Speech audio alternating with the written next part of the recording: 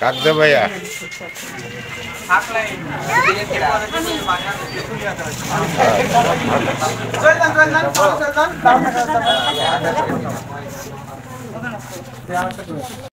দক্ষিণ দিনাজপুর মানব কল্যাণ সংস্থার যে আজকের যে আয়োজনটা করা হয়েছে, আসলে এসব সংস্থা আমাদের এলাকায় আগে ছিল না।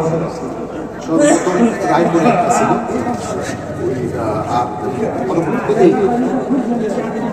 এইটা আমরা দেখছি আসলে এটা আমাদের করার দরকার আছে। কারণ সমাজে অনেক অসহায় মানুষ আছে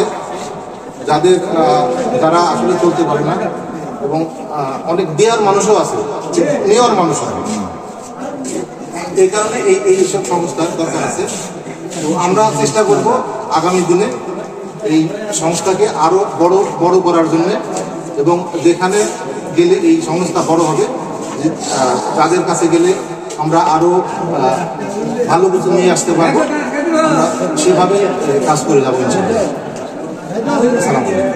আমার পেজে আমি যখন ওই পেজটা লাইক দিব, কমেন্ট করবো, তখন আমার বন্ধু যতগুলো বন্ধু ফ্রেন্ড আছে সবাই কিন্তু আমার ওই কমেন্টের উপর নির্ভর করে সবাই জানতে পারলো যে ওখানে একটাই আছে, সেও চাবে যে কথা কমেন্ট করার।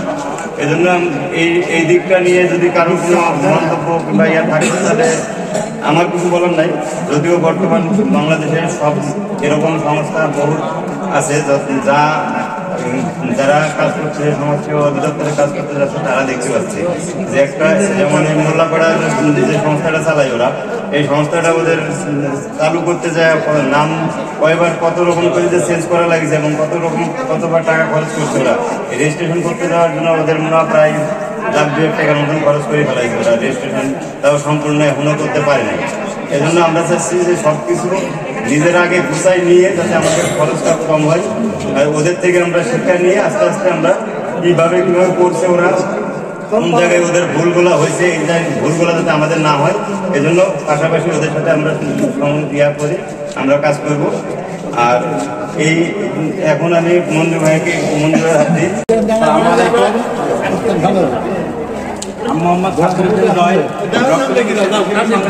রাজশাহীর বাঘা উপজেলা শাখার সভাপতি বলল আগে এই সংগঠন সম্পর্কে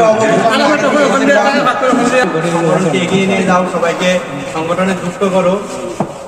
তো এই গত যে ফ্রি ব্লাড গ্রুপিং ক্যাম্পেইন হলো, তার 2 দিন আগে হয়তো আমি এখানে আসছিলাম।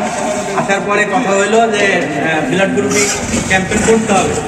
তো সেই মোতাবেক আমি ক্লিনিকগুলোতে কথা বললাম স্পন্সরের ব্যাপারে, এবং ক্লিনিক থেকে অনুমতি নিয়ে এখানে গত ক্যাম্পেইন করলাম। এখানে সবাই হয়তো সেবা পায়নি, বেশ কিছু মানুষ বাদ গিয়েছে। এর জন্য আমরা পরবর্তী 5 তারিখে আবার ক্যাম্পেইন রাখছি। তারপরে আমরা এই যে কার্যক্রম 2টা আনিছি, একটা হলো কম্বল বিতরণ এবং জ্যাকেট বিতরণ। এখানে নিজেরা যতটা পারছি করছি, এবং আমাদের কিছু স্পট আছে, বললো যে যদি আপনারা পারেন যতটা পারেন দিবেন, করতে পারে না। এবং এই যে গতকালকে আমরা শর্টতে গেছিলাম, আমাদের এলাকা থেকে কিছু মানুষ সকালবেলা কাজে যায়, একেবারে অসহায় মানুষ, তাদেরকে কিছু জ্যাকেট দেওয়ার জন্য, কিছু কম্বল দেওয়ার জন্য আমরা কিছু জ্যাকেট কিনছি, সামনে কম্বল কিনবো। এটা ভাবতে হবে, এটা আসলে বাইরের মানুষের জন্য নয়, আপনাদের জন্যই, আপনার বাড়ির পাশের মানুষের জন্য। এবং অনেক সময় হয় কি আমরা ব্যস্ততার কারণে দাম চাপতে করতে পারি না, তো এখানে আপনি 2 টাকা করলে ব্যস্ততার মাথায় ইনকাম করছেন, 1 টাকা করলেও আপনারই ফায়দা।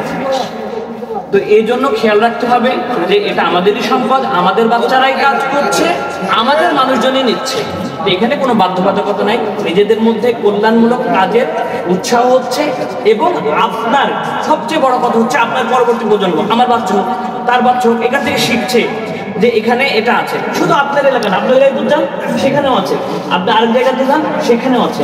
এই কল্যাণমূলক কাজগুলো সব এলাকাতেই আছে। এবং এখন যেহেতু ফেসবুক ইন্টারনেটের যুগ, আমি এখান থেকে 200 টাকা নিচ্ছি, কিন্তু আমার ফ্রেন্ড সার্কেলের কাছ থেকে আমি আরো 1000 টাকা সংগ্রহ করতে পারছি।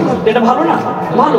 তো আমার যদি এই পোস্টারটা না থাকে, আমার যদি এই জায়গাটা না থাকে, আমার যদি এই উদ্যমী মানুষগুলো না থাকে, তো আমি কোথায় থেকে দেবো তাহলে? তো এই জন্য আপনাদের প্রতি সর্বোপরি আহ্বান থাকবে যে আর্থিকভাবে যতটুকু সহায়তা, মাসে 10 টাকা দিলেও 10 টাকা আগে আসলো, 2 টাকা দিলে 2 টাকা আসলো, 100 জন 2 টাকা করে দেয়, তাহলে আমার 200 টাকা হয়ে গেল, সমস্যা কি? তো আর্থিকভাবে সাথে সাথে শ্রম দিয়ে, মেধা দিয়ে, যে যার জায়গা থেকে পারি সহায়তা করব। আর সবচেয়ে বড় কথা হলো যে এখানে প্রতিবন্ধকতার কোনো জায়গা নেই। আরো বড় কথা হলো যে এটা আপনাদের জন্য, আপনার পাশের মানুষের জন্য। তো সকলের প্রতি আহ্বান থাকবে যে একটু সুদৃষ্টি রাখবেন। আল্লাহ আমাদের এই কাজগুলোকে কবুল করুক, এবং এগুলো হচ্ছে পরকালের জন্য সঞ্চয়। আপনি 2 টাকা দিয়ে বা সহায়তা করেন বা আপনি সাপোর্ট করেন, এগুলো হচ্ছে পরকালের জন্য সঞ্চয়। আল্লাহ সুবহানাহু ওয়া তাআলা আমাদের এই কাজগুলো কবুল করুন, আল্লাহুম্মা আমিন। এবং আমরা যারা এখানে আজকের এই মজলিসে বসছি, আল্লাহ সুবহানাহু ওয়া তাআলা সকলে গুনাহ খাতাকে ক্ষমা করে দিন, আল্লাহুম্মা আমিন। সুবহানাকাল্লাহুম্মা ওয়া বিহামদিকা আশহাদু আল্লা ইলাহা ইল্লা আনতা আস্তাগফিরুকা ওয়া আতুবু ইলাইক। আসসালামু আলাইকুম ওয়া রাহমাতুল্লাহ।